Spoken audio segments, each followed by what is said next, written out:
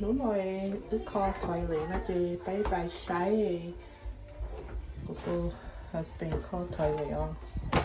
cho nữa cho không kho thoại lệ nữa cho nó sái nha cái đó không Ma, what's my hair?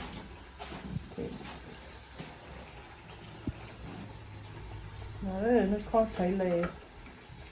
không có cơ chỉ bơi để kho chỉ tao bơi để để kho tao thoại lệ nữa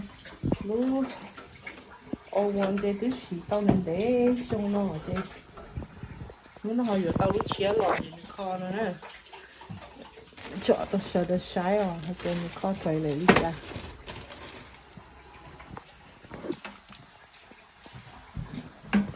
เขาบอกยั่วยั่วแม่แม่ Do it, Mom. Do it.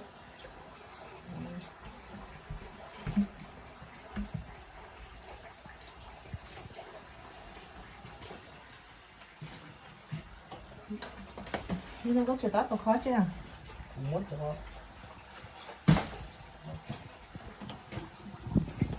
ให้เกิดเดี๋ยวนอนซะแล้วมันจะเจ๋งซะ tức kho tàu thế mà thôi ý ta kỳ nó vậy tàu lửa rồi đó còn lúc cuối gì ลูกกูอย่าลูกนอนเลย lúc cuối nhắn nào เราชี้ชงนอนเลยลูกนอนอย่าลูกกู lúc cuối là lúc nó cứ nhìn để nó chơi rồi hậu cho lúc xé thì nó ลูกนอนลูกเชี่ย xé มันหยอไปตู้ได้เองใช้ลูกเชี่ยนะเราบุญปลาเฉลยใช่ thấy pha xé thì đây cũng muốn rồi dạ นอนลูกเชี่ยเลย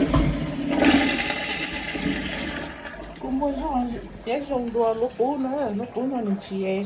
như chỉ เชี่ยนี่ pha คน chỉ เหี้ย dùng ๆแล้วเขาไม่ใช้อยู่ไอ้ลูกตัวนี้เต้าสีเลย cái nhà nó chơi bay vô xí nhớ thì ta làm muốn làm tao nó cái gì mà này cô kỳ chờ thế หนูว่าเยอะเราคงดีปุ๊บ thì không ห tiếp นู tục ใช้ทั้งเตาออนไลน์ Ma, เตาด้วย what's นะ my hand? rồi thế ha What's my hand? ok เดี๋ยวชิ้นๆดูนะ เขาตายthay đi nó cho sửa nó sai rồi hay thế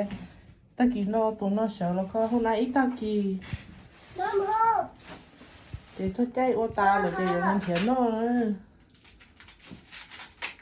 đi hậu đi không nữa nói đi ok con tờ cái món